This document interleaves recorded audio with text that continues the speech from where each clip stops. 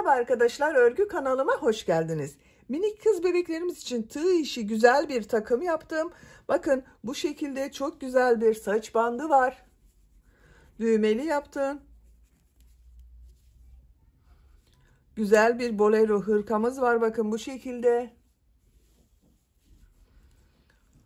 Bu şekilde güzel de bir tığ işi kilot var arkadaşlar. Bakın bir de böyle güzel askılı bir elbise yaptım. Ben bunları takım yaptım arkadaşlar. Bu örgülerin anlatımlarını da yaptım. YouTube kanalıma yükledim. Tığ işi bandana, bolero hırka ve kilotların olduğu YouTube linklerini izlediğiniz bu videonun açıklama bölümüne ekliyorum. Siz de böyle bir güzel takım yapmak isterseniz bunların olduğu YouTube linklerine tıklayarak bu şekilde güzel bir takım yapabilirsiniz. Biz bugün bu güzel elbisemizi yapacağız arkadaşlar. Elbise örgüsüne yapacak olduğunuz çocuğun büyüklüğüne göre bel için zincir yaparak başlıyoruz. Belini ölçerek yaparsanız çok güzel olur arkadaşlar. Ben bugün 3 aylık bir bebek için yapıyorum bu elbiseyi. Ama siz bunu daha büyük çocuklarınız için de yapabilirsiniz. Bel örgüsünü zincir sayısını 8-10 zincir fazla yaparsanız 1 yaşındaki çocuğa çok rahat olur arkadaşlar. Ama benim elimin sıklığına göre. Sizin eliniz sıkıysa daha fazla sayıda zincir yapmanız gerekebilir. Askılı yaptım bakın bunu bu şekilde. Buraya 2 tane düğme iliği yaptım. Askı uçlarına düğme diktim. Bu şekilde takıyoruz bakın. Elbisenin örgüsü de çok kolay arkadaşlar. Bakın hem model olarak hem kolay hem de güzel bir model. Ben bugün 3 aylık bebek için yaptım arkadaşlar. Ölçü olarak bu takım 0-6 ay bebek için uygun bir ölçü. Bebeğiniz çok kilolu bir bebekse yeni doğan bebeğe, 1 aylık bir bebeğe çok rahat olacaktır. Zayıf bir bebekse 6 aylık bebek de çok rahat kullanır bunu. Elbise örgüsünde iplik olarak 100 gram 320 metre yazan bu ipliği kullandım arkadaşlar. Bakın bu şekilde ebrulu bir iplik. Elbise örgüsüne 1,5 adet iplik kullandım. Bu elbise örgüsünde bu iplikten 1,5 adet iplik kullandım arkadaşlar. Takım olarak da 2 adet iplik kullandım. Hepsine 2 adet renkli iplik, 1 adet de beyaz iplik kullandım. Tığ olarak 5 numara 3 milimetre tığ kullandım. Elim çok sıkı değil. Benim yaptığım tığ işi örgüler yumuşak oluyor arkadaşlar. Sizin eliniz sıkıysa 3,5-4 milimetre tığları kullanırsanız çok daha iyi olur. Yaptığınız örgüler hem yumuşak hem de daha düzgün olur arkadaşlar. Ben bugün bu renk ipliği kullandım. Siz bu takım ve elbise örgüsünde istediğiniz marka iplik ve renkleri kullanabilirsiniz arkadaşlar. Hangi ipliği bulabiliyorsanız o iplikler ile bu elbisenin örgüsünü yapabilirsiniz. Ölçülerini videonun sonunda söylüyorum arkadaşlar. Tekrar ölçerek vakit geçirmek istemiyorum. İpliği, tığı hazırlayalım. Hep birlikte bu güzel elbise örgüsüne başlayalım. Örgü kanalıma abone değilseniz abone olmayı unutmayın lütfen.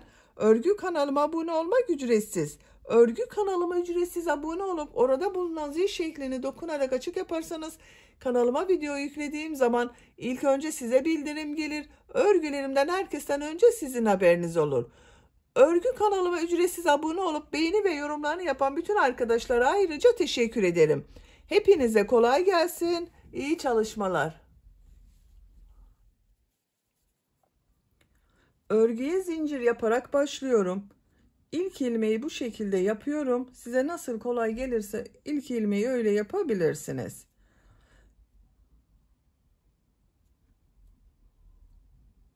Çok sıkı zincirler yapmıyorum arkadaşlar. 88 zincir yapalım. 88 zinciri yaptım. Bakın çok sıkı zincirler yapmadım arkadaşlar. 88 zincirin kaç santimetre olduğunu ölçüyorum.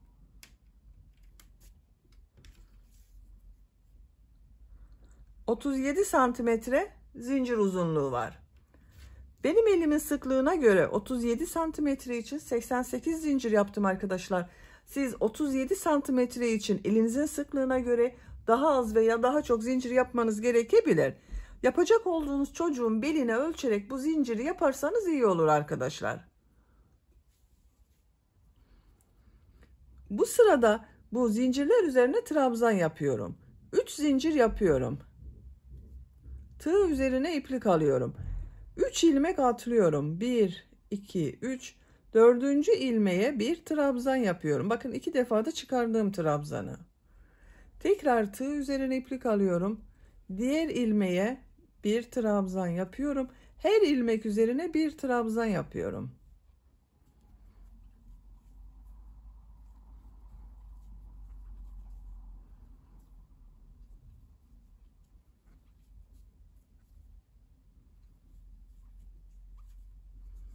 Bakın bu şekilde görünüyor arkadaşlar. Sıra sonuna kadar trabzanları yapalım. Zincirler üzerine trabzanları yaptım. Bakın bu şekilde bir sıra trabzan elde ettim arkadaşlar. Bu bir sıra üzerinde 88 trabzan var. Bu 3 ilmek atladığımla birlikte 88 trabzan var. Şimdi bunu birleştiriyorum. Bakın şu şekilde düzgün gelmesine dikkat ediyorum. Burada 3 ilmek atlayarak yaptım. Bakın bu ilmeğe tığ takıyorum. İplik aldım. İçinden çektim. Görüntüsü bu şekilde oldu. 2 zincir yapıyorum. Tığ üzerine iplik alıyorum. Bu sırada bu yaptığım trabzanları bir düz bir ters boşluktan alarak trabzan yapıyorum. Şu şekilde bakın tığ boşluğa takıyorum. Trabzan boşluğuna trabzan yapıyorum. Tekrar tığ üzerine iplik alıyorum. Bakın bu trabzanı ters taraftan yine trabzan boşluğuna tığ takıyorum. Trabzan yapıyorum. Düz taraftan boşluktan alıyorum. Trabzan yapıyorum. Ters taraftan boşluktan alıyorum. Trabzan yapıyorum. Düz taraftan boşluktan alıyorum. Trabzan yapıyorum. Ters taraftan boşluktan alıyorum. Trabzan yapıyorum.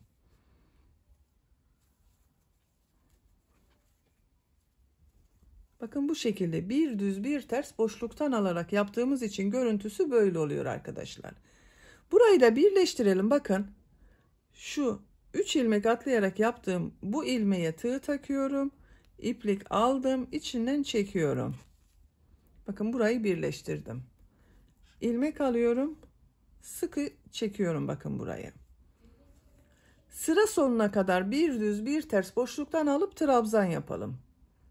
Sıra sonuna kadar trabzanları bir düz bir ters boşluktan aldım, trabzan yaptım. Son trabzanı bakın düz taraftan boşluktan aldım, trabzan yaptım. Bu yaptığım trabzanı burada yaptığım 2 zincir var. Bu ilmek ile ilmek kaydırma yaparak birleştiriyorum. Bakın bu 2 zincirde ters tarafta görünen trabzan oldu. Bakın arkadaşlar görüntüsü böyle. 3. sıradayız. Bu sırada bu yaptığım trabzanları nasıl görüyorsam o yönde boşluktan alıyorum, trabzan yapıyorum. 2 zincir yapıyorum.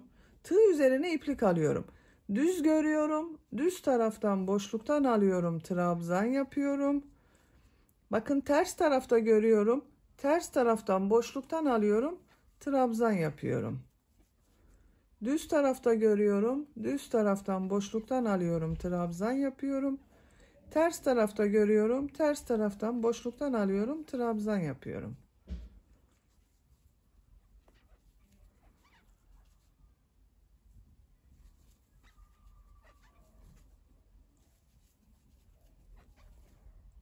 Sıra sonuna kadar devam edelim.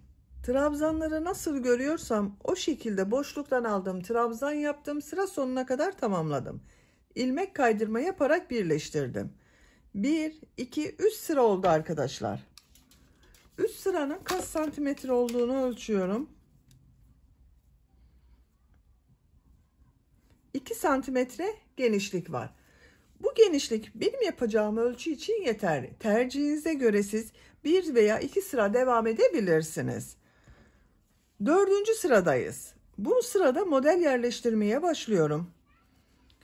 3 zincir yapıyorum. Çok sıkı yapmıyorum bakın zinciri. Tığ üzerine iplik alıyorum. Aynı ilmek içine üçlü trabzan yapıyorum. Bakın 3 defa da çıkarıyorum. 1, 2, 3. Tığ üzerine iplik alıyorum. Bir ilmek atlıyorum. İkinci ilmeğe 2 üçlü trabzan, 2 zincir, 2 üçlü trabzan yapıyorum.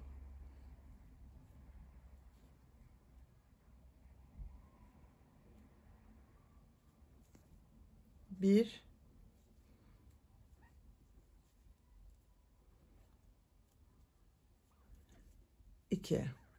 iki zincir yapıyorum. 2 üçlü trabzan daha yapıyorum aynı ilmek içine.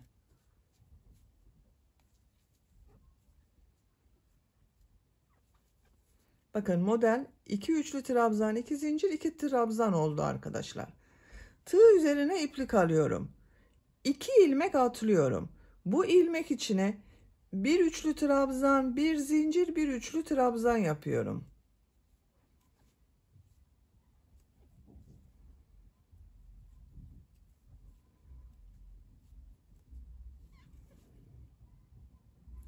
Tığ üzerine iplik alıyorum.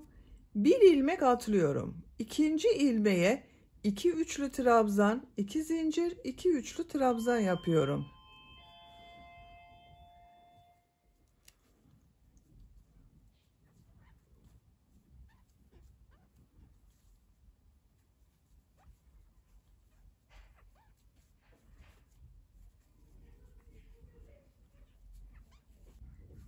Bakın 2 üçlü trabzan, 2 zincir, 2 üçlü trabzan yaptım. Tığ üzerine iplik alıyorum. 2 ilmek atlıyorum. Üçüncü ilmeğe bir üçlü trabzan, bir zincir, bir üçlü trabzan yapıyorum.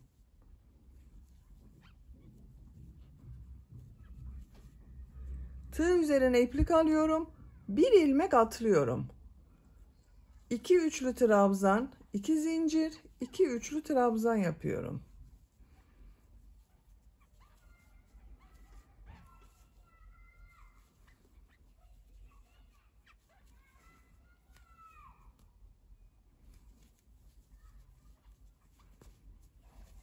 Tığ üzerine iplik alıyorum. 2 ilmek atlıyorum. Bir üçlü trabzan, bir zincir, bir üçlü trabzan yapıyorum. Bakın arkadaşlar, model bu kadar oluyor. Bir ilmeğe 2 üçlü trabzan, 2 zincir, 2 üçlü trabzan yapıyoruz. Arada 2 ilmek atlıyoruz. Bir üçlü trabzan, bir zincir, bir üçlü trabzan yapıyorum. Burada bir ilmek atlıyorum. 2 üçlü trabzan, 2 zincir, 2 üçlü trabzan yapıyorum. Bakın modellerden sonra 2 ilmek atladım. Bu bir trabzan, bir zincir, bir trabzandan sonra bir ilmek atladım. Eğer birer ilmek atlarsanız model çok sık oluyor arkadaşlar. Bu modeller arasında ikişer ilmek atlarsanız da çok seyrek model oluyor. Ben yaptım, bu şekilde denk geldi. Siz tercihinize göre daha sık veya daha seyrek de yapabilirsiniz. Sıra sonuna kadar devam edelim. Sıra sonuna kadar modelleri yaptım. Son olarak bakın 2 üçlü trabzan, 2 zincir, 2 üçlü trabzan yaptım. Bu ilk yaptığım zincir vardı. Bu boşluğa tığ takıyorum, ilmek kaydırma yaparak sırayı birleştiriyorum. Bakın arkadaşlar, aralarda atlama yapmadım. Bir model yaptım. Bir yerde de bir üçlü trabzan, bir zincir, bir trabzan yaptım. Sıra sonuna kadar tamamladım. İkinci model sırasındayım. Bakın buradayım. 3 zincir yapıyorum. Tığ üzerine iplik alıyorum. Üçlü trabzan yapıyorum. Tığ üzerine iplik alıyorum. Bu sırada bu modelleri 3 üçlü trabzan, 2 zincir, 3 üçlü trabzan yapıyorum. Bakın bu sırada 2 üçlü trabzan, 2 zincir, 2 üçlü trabzan yaptım. Bu sırada 3 üçlü trabzan, 2 zincir, 3 üçlü trabzan yapıyorum.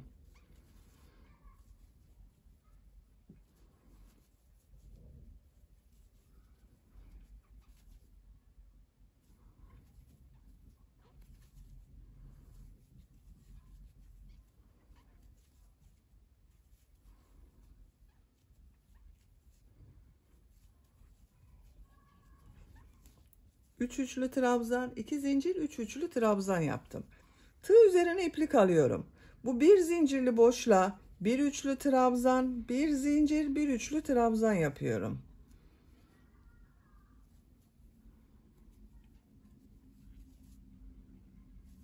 Tığ üzerine iplik alıyorum. Buraya 3 üçlü trabzan, 2 zincir, 3 üçlü trabzan yapıyorum.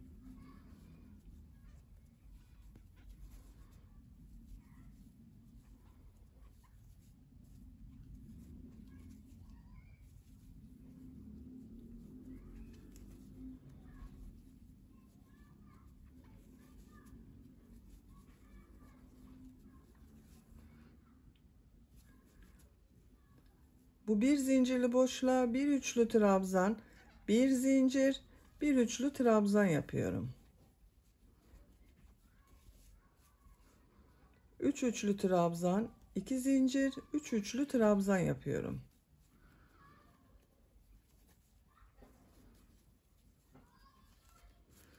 Bakın arkadaşlar, bu şekilde. Sıra sonuna kadar devam edelim. Modelleri sıra sonuna kadar yaptım. Son yaptığım modeli sıra başında yaptığım bu 3 zincir ile ilmek kaydırma yaparak birleştiriyorum. Bakın arkadaşlar. Modellerin görüntüsü böyle oldu. 3 üçlü trabzan, 2 zincir, 3 üçlü trabzan yaptım. 1 üçlü trabzan, 1 zincir, 1 üçlü trabzan yaptım. Örgü bu şekilde devam edecek artık. 3 zincir yapıyorum.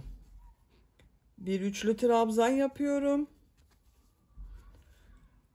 Diğer model ortasına 3 üçlü trabzan, 2 zincir, 3 üçlü trabzan yapıyorum.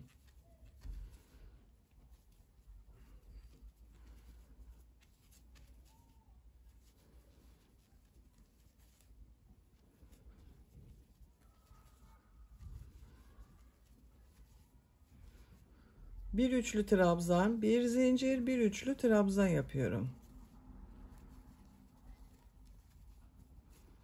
Bakın. Örgü bu şekilde devam edecek. Yapacak olduğunuz çocuğun büyüklüğüne ve en önemlisi de tercihinize göre model sırasını istediğiniz kadar tekrarlayarak tamamlayalım. Etek örgüsünü 12 model sırası yaptım. 1, 2, 3, 4, 5, 6, 7, 8, 9, 10, 11, 12. 13. sıradayım. Ben burada bitiriyorum arkadaşlar yüksekliğini. Siz tercihinize göre devam edebilirsiniz arkadaşlar. 2-3 sıra devam edebilirsiniz. 13. sırada farklı bir model yapıyorum. Bakın ilmek kaydırma yaparak buraya birleştirdim. Bir sık iğne yapıyorum. Bir zincir yapıyorum. Tığ üzerine iplik alıyorum. Bu model ortasında 2 zincirli boşluğa bir trabzan yapıyorum. 2 zincir yapıyorum. Bu yaptığım trabzanın bakın şurada bir ilmek var. Bu ilmeği şu şekilde alıyorum. Sık iğne yapıyor gibi yaptım. Minik bir pıtırcık model yaptım. Tığ üzerine iplik alıyorum. Tekrar ikili trabzan yapıyorum bakın. 2 defa da çıkardım. 2 zincir yapıyorum. Pıtırcık model yapıyorum. Trabzan yapıyorum. 2 zincir yapıyorum. Pıtırcık model yapıyorum.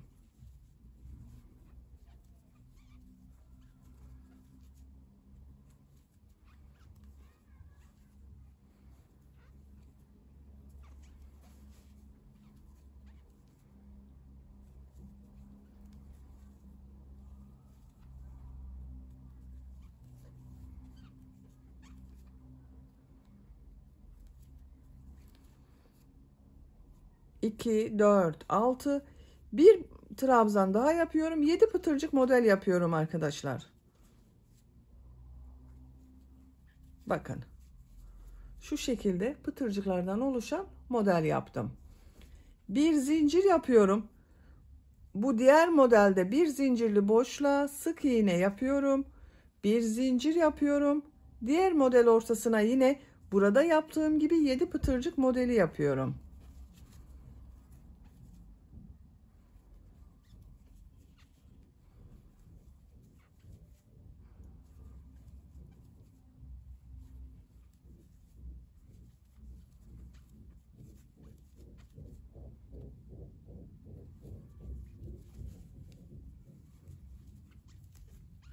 Hızlı yapıyorum arkadaşlar.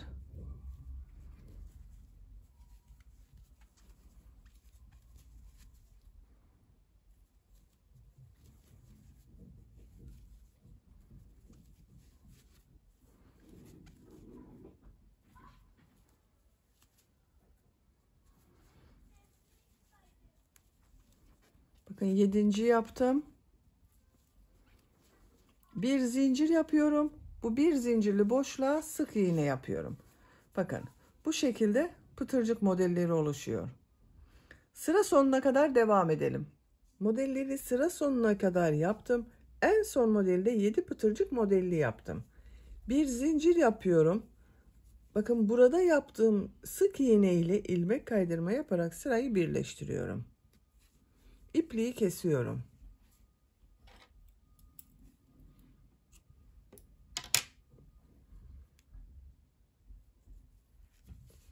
Bakın arkadaşlar, etek bölümünü bitirdik. Çok güzel oldu. Şimdi bu elbisenin yaka bölümünü yapacağız önce, daha sonra askılarını yapacağız. Bakın arka orta burası. Tam arka ortaya getiriyorum. Eteği şu şekilde katlıyorum. Önce işaret yapalım. Bakın. Buradan işaret yapıyorum bakın. Kenarda görünen bu kabarık görüntüye değil. Onun yanında bulunan buraya işaret yapıyorum. Diğer taraftan da aynı şekilde bakın buna değil, buna işaret yapıyorum.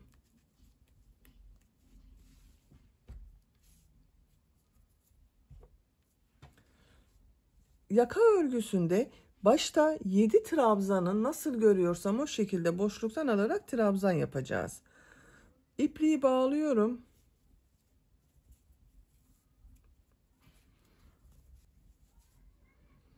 Bu işaret yaptığım trabzana bakın boşluğa takıyorum.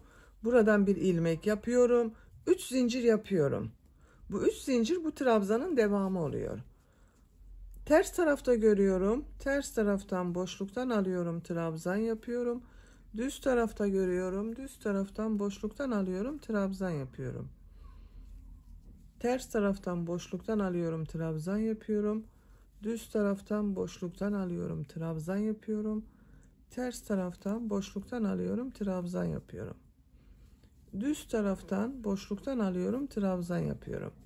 1 2 3 4 5 6 7 trabzanı nasıl görüyorsam o şekilde boşluktan aldım, trabzan yaptım. Sıra sonunda da 7 trabzanı burada yaptığımız gibi boşluktan alarak trabzan yapacağız. Arada bulunan ilmekler üzerine trabzan yapacağız. Tığ üzerine iplik alıyorum. Eksiltme yapmak için bir ilmek atlıyorum. İkinci ilmek üzerine trabzan yapıyorum. Bakın burada bir ilmek atladım, eksiltme yaptım. Diğer ilmeklere trabzan yaparak devam ediyorum.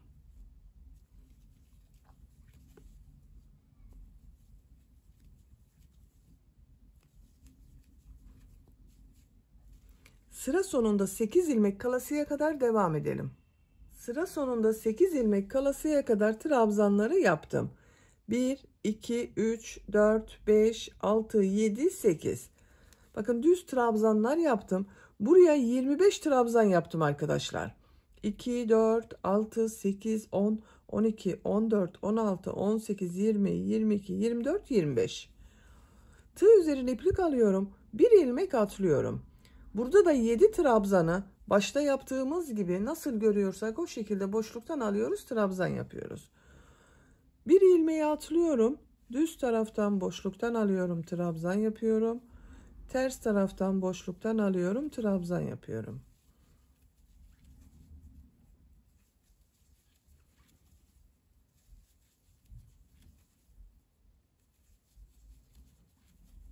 Bakın son bu işaret yaptığım trabzanı da boşluktan alıyorum, trabzan yapıyorum.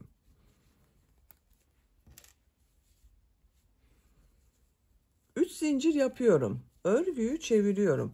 İlk 7 trabzanı nasıl görüyorsam o yönde boşluktan alıyorum, trabzan yapıyorum.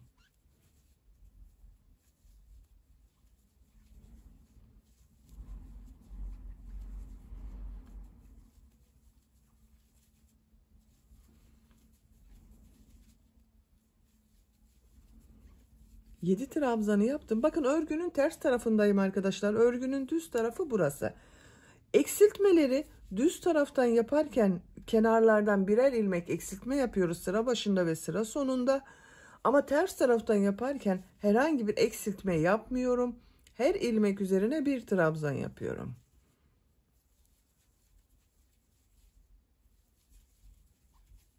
Bakın burada atlama yapmadım, eksiltme yapmadım arkadaşlar.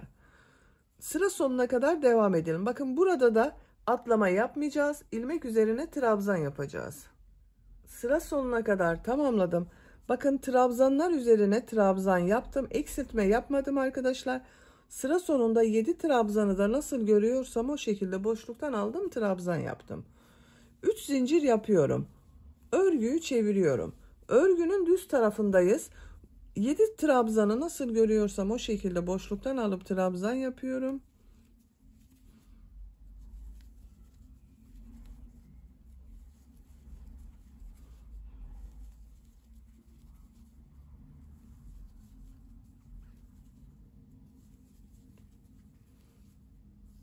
Tığ üzerine iplik alıyorum. Bakın örgünün düz tarafındayız. Burada kesme yapacağız arkadaşlar. Bir ilmek atlıyorum. İkinci ilmeğe trabzan yapıyorum. Diğer ilmeklere trabzan yaparak devam ediyorum. Burada kesme yaptım. Burada da kesme yapacağız. Buraya kadar devam edelim. Buraya kadar trabzanlar yaptım. Burada bir ilmek var bakın arkadaşlar. Bu ilmeği atlıyorum. Bu düz görünen trabzanı düz taraftan boşluktan alıyorum. Trabzan yapıyorum. Ters tarafta görüneni ters taraftan boşluktan alıyorum. Trabzan yapıyorum.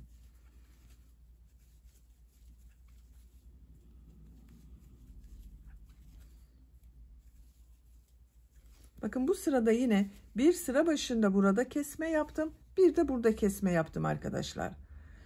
3 zincir yapıyorum. Örgüyü çeviriyorum. İlk 7 trabzanı nasıl görüyorsam o şekilde boşluktan alıp trabzan yapıyorum.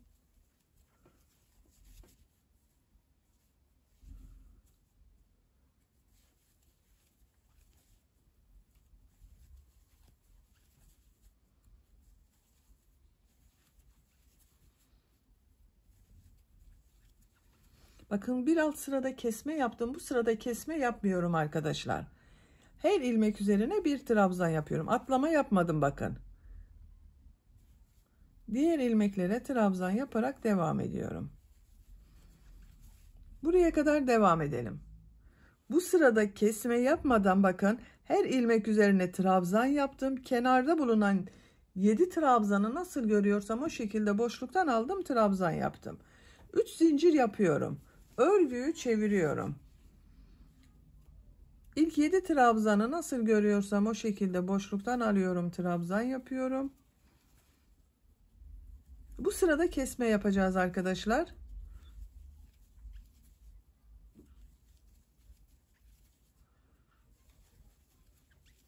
Tığ üzerine iplik alıyorum. Bir ilmek atlıyorum. İkinci ilmeğe trabzan yapıyorum. Diğer ilmeklere trabzan yaparak devam ediyorum. Buraya kadar devam edelim. Buraya kadar trabzanları yaptım. Bir ilmek atlıyorum. Boşluktan alıyorum, trabzan yapıyorum. Burada da bir kesme yaptım arkadaşlar. Bunlar son kesmeler. Başka kesme yapmıyorum. Nasıl görüyorsam o şekilde boşluktan alıyorum, trabzan yapıyorum.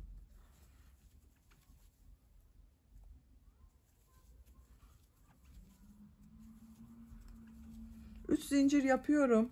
Örgüyü çeviriyorum. Nasıl görüyorsam o şekilde boşluktan alıyorum, trabzan yapıyorum.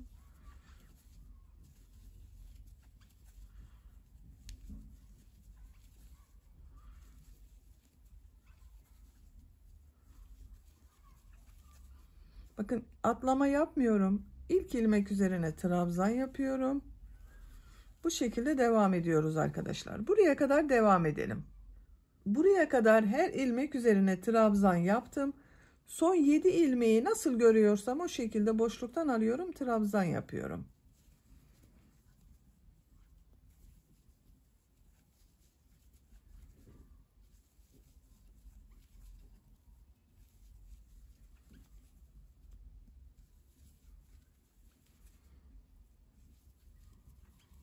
Üç zincir yapıyorum. Örgüyü çeviriyorum.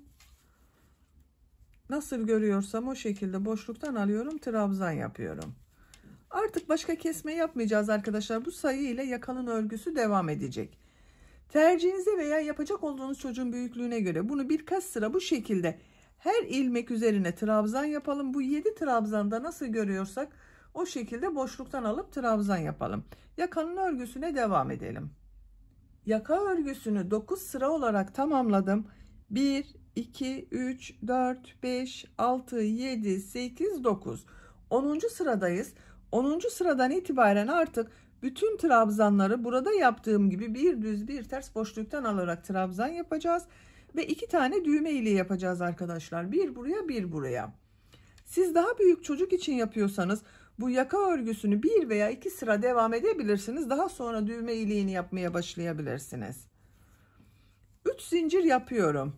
Örgüyü çeviriyorum. Nasıl görüyorsam o şekilde boşluktan alıyorum, trabzan yapıyorum. Bakın 3 zincirde bir trabzan, 2 boşluktan alıyorum, trabzan yapıyorum. 3 trabzanı yaptım. Düğme iliği için bir zincir yapıyorum. Bir ilmek atlıyorum. Bakın ters tarafta görüyorum. Ters taraftan boşluktan alıyorum, trabzan yapıyorum. Düğme iliği için bakın bir zincir yaptım buraya. Düz tarafta görüyorum, boşluktan alıyorum, trabzan yapıyorum. Ters tarafta görüyorum, boşluktan alıyorum, trabzan yapıyorum. Bakın en son ters tarafta görünen trabzan var. Bunu düz taraftan boşluktan alıyorum, trabzan yapıyorum. Bir düz bir ters boşluktan alarak trabzan yapıyoruz arkadaşlar. Bakın hiç değişmiyor.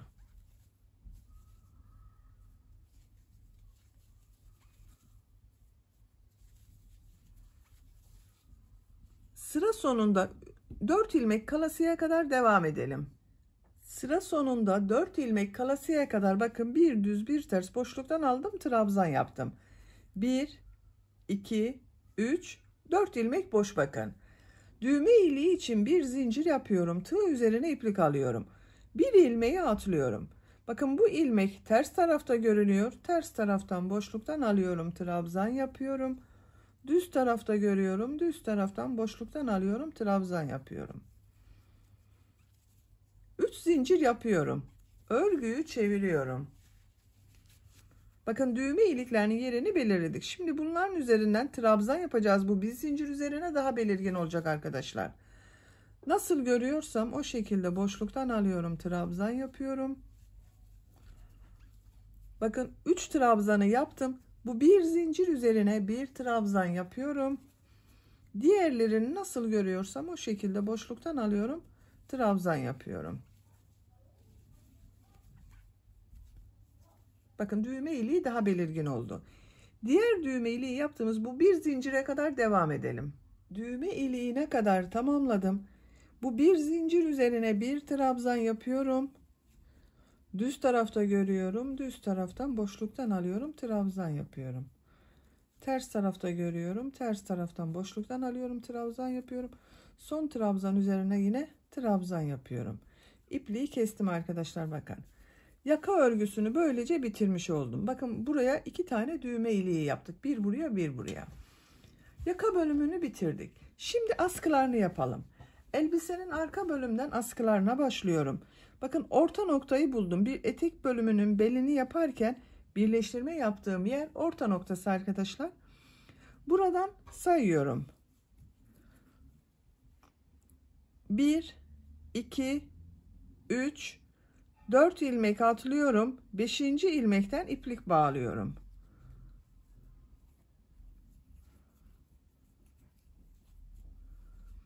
Beşinci trabzanı şu şekilde boşluktan alıyorum, ilmek yapıyorum. 3 zincir yapıyorum. Bu bir trabzan oluyor arkadaşlar. Tığ üzerine iplik alıyorum. Ters tarafta görüyorum. Ters taraftan boşluktan alıyorum, trabzan yapıyorum. Düz tarafta görüyorum. Düz taraftan boşluktan alıyorum, trabzan yapıyorum. 7 trabzan ile askı örgüsü yapacağız.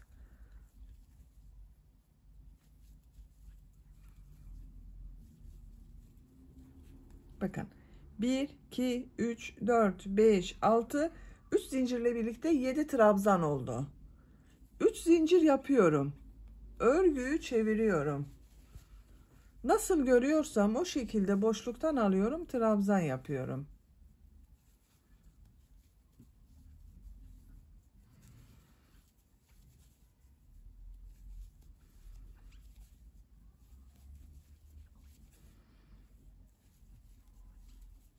zincir yapıyorum. Sıra sonunda örgüyü çeviriyorum.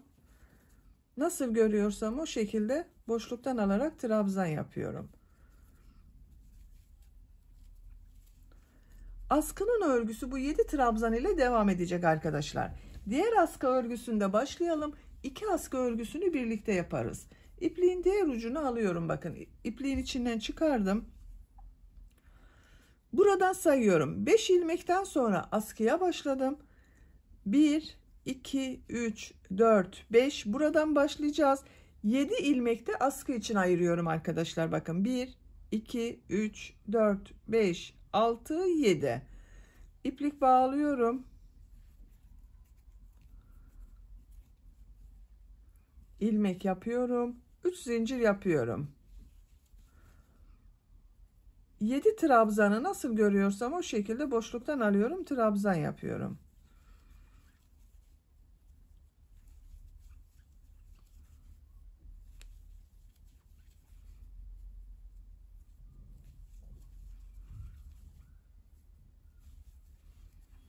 Bakın 1, 2, 3, 4, 5, 6, 7. 3 zincir yapıyorum. Örgüyü çeviriyorum. Nasıl görüyorsam o şekilde boşluktan alarak trabzan yapıyorum.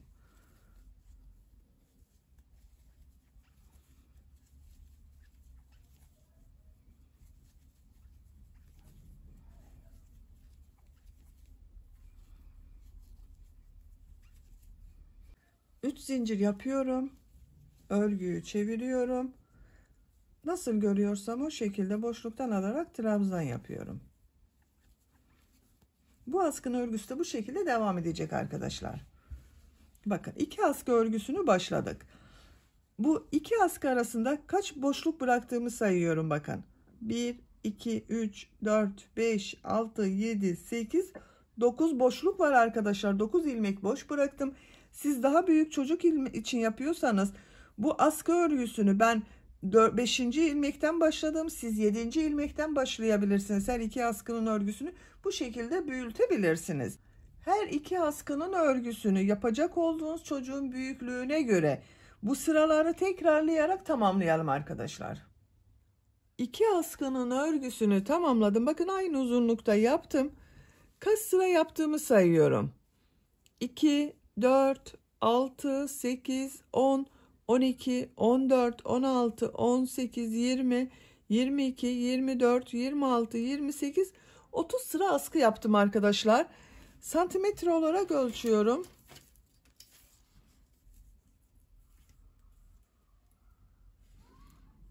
...25 santimetre askı uzunluğu var. Benim yapacağım ölçü için bu yeterli. Siz isterseniz birkaç sıra daha askı uzunluğu yapabilirsiniz. Askı ucuna da düğme dikeceğiz. Bakın buraya takacağız arkadaşlar. Etek ölçülerinde ölçüyorum. Bel örgüsünün buradan gövde genişliğini ölçüyorum. 22 santimetre. Yüksekliğini ölçüyorum. Etek yüksekliğini ölçüyorum.